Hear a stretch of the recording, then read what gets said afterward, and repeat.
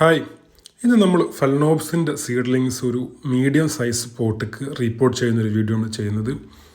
നമ്മളെടുത്ത പ്ലാന്റ്സിൻ്റെ size നിങ്ങൾക്ക് കാണാം. ഇതാണ് നമ്മൾ കൊടുക്കുന്ന സീഡ്ലിംഗ് സൈസ്. നമ്മളെടുക്കുന്ന മീഡിയം കോക്കോ ചിപ്സ് ചകിരിയുടെ ചെറിയ പീസസ് ആണ്, അതുപോലെ മോസസും. ഈ രണ്ട് മീഡിയം നമ്മൾ ഉപയോഗിക്കുന്നത്.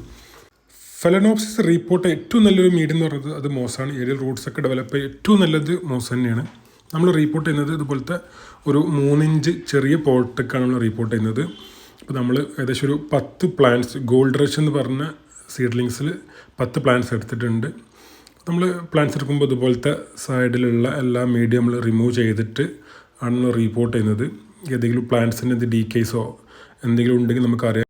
അതുപോലെ നമ്മൾ എല്ലാ പ്രാവശ്യം ചെയ്യുന്ന പോലെ തന്നെ ഒരു ഫംഗിസൈഡ് സൊല്യൂഷൻ ചെയ്തിട്ട് അതിൽ 2 to 5 മിനിറ്റ്സ് നമ്മൾ ഡിപ്പ് ചെയ്ത് വെക്കുക ചെയ്യാറ്.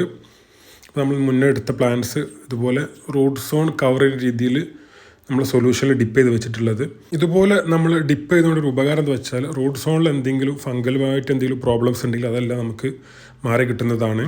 അപ്പോൾ നമ്മൾ നേരത്തെ പറഞ്ഞ പോലെ തന്നെ അടുത്തൊരു പ്ലാന്റ് എടുത്തതാണ്. അതിൽ റൂട്ട് സോണത്തെ എല്ലാം മീഡിയവും മുന്നിലുള്ള എല്ലാ മീഡിയവും നമ്മൾ ഒഴിവാക്കുന്നുണ്ട്. അപ്പോൾ നമുക്ക് കാണാം അതിൻ്റെ റൂട്ട് സോൺ എത്രത്തോളം ഹെൽത്തി ആണെന്നുള്ളതൊക്കെ നമുക്ക് അറിയാൻ കഴിയും. അതുപോലെ തന്നെ എന്തെങ്കിലും അൺഹെൽത്തി ആയിട്ടുള്ള റൂട്ട്സ് ഉണ്ടെങ്കിൽ നമുക്ക് എന്ത് ചെയ്യാം, അത് കട്ട് ചെയ്ത് ഒഴിവാക്കുകയും ചെയ്യാം.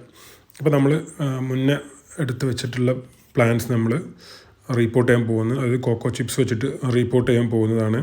ഇപ്പോൾ നമുക്കിവിടെ കാണാം ഈ ബ്ലാക്ക് സ്റ്റെം ഇങ്ങനെ ബ്ലാക്ക് ആയിട്ട് നമുക്ക് കാണാം. അത് എല്ലാ ബ്ലാക്ക് കളർ കാണുന്നതും ഫംഗലോ അല്ലെങ്കിൽ എന്തെങ്കിലും പ്രോബ്ലം അല്ല. നമുക്ക് പ്രസ് ചെയ്യുമ്പോൾ അല്ലെങ്കിൽ നെക്കി നോക്കുമ്പോൾ അഴുകി പോകുന്നതാണെങ്കിൽ നമുക്കത് കട്ട് ചെയ്ത് കളയാം. ഇതിപ്പോൾ നല്ല ഹാർഡായിട്ടുള്ള സ്റ്റെമ്മാണ്, അതുകൊണ്ട് അത് കട്ട് ചെയ്യേണ്ട ആവശ്യമില്ല.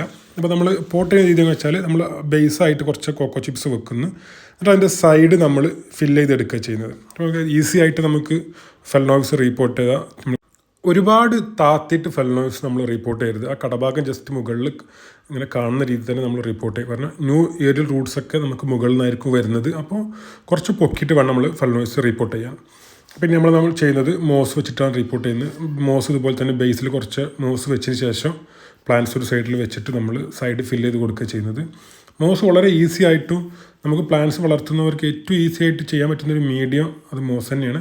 പക്ഷെ കമ്പാരിറ്റീവ് കുറച്ച് കോസ്റ്റ് കൂടുതലാണെന്നേ ഉള്ളൂ. റൂട്ട്സ് ഡെവലപ്പ് ചെയ്യാനൊക്കെ ഏറ്റവും നല്ല മീഡിയം അത് മോസ് തന്നെയാണ് കേട്ടോ. നമ്മൾ ചെയ്ത് വെച്ച 10ഓളം പ്ലാന്റ്സാണ് ഈ കാണുന്നത്.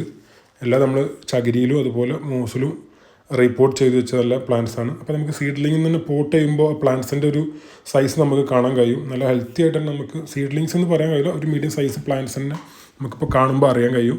നമ്മൾ റീപ്പോർട്ട് ചെയ്ത ശേഷം നമ്മൾ അതേ സൊല്യൂഷൻ തന്നെ വെച്ചിട്ട് ഡ്രഞ്ച് ചെയ്യുന്നതാണിത്. നമ്മൾ മുന്നേ ചെയ്ത പ്ലാന്റ്സ് ഇതിലുണ്ട്.